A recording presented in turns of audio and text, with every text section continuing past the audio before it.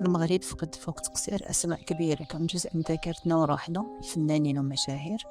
الناس خدموا خلاو بصمة ما تتمحاش. هاد الفيديو هو تحية واجب لهاد الناس اللي مشاو.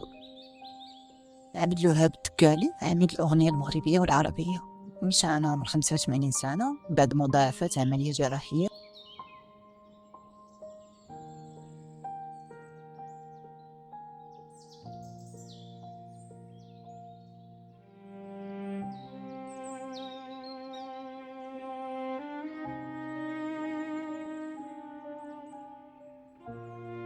صفية المراني فنانة مغربية أصيلة، صوتها جا عرفناها زمان، رحلات في 31 يناير 2026 خلات وراها ذاكرة جميل.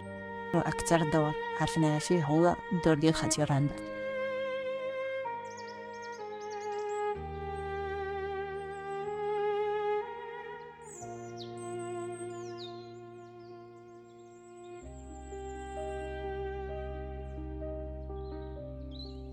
عبد الهادي الخياط صوت المغربية ما كيتعاودش، مشى في 30 يناير 2026 بعد مسيرة فنية امتدت لأكثر من 60 سنة.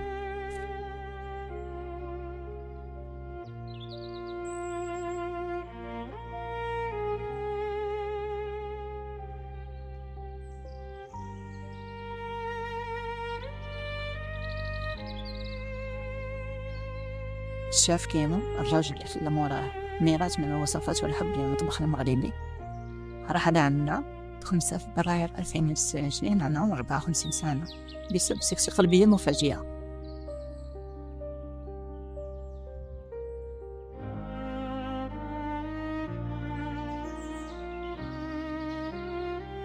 إسماعيل أبو القناطر ممثل مغربي عرفناه على مسرح وعين الشاشة، فقدناه في فبراير 2026 بعد مسيرة فنية طويلة مليئة بالعطاء.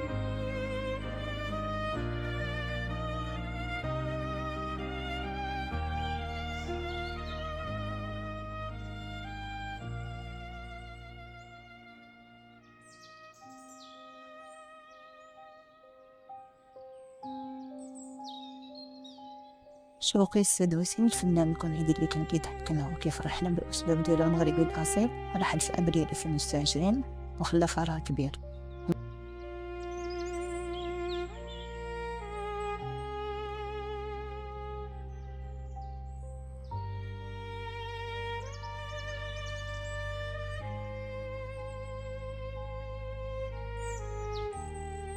عاد بن سودة مخرج من تطوان خدم السينما المغربية بكل قلبه، جا وهو عنده غير 56 سنة وخلى موراه مسيرة فنية كبيرة.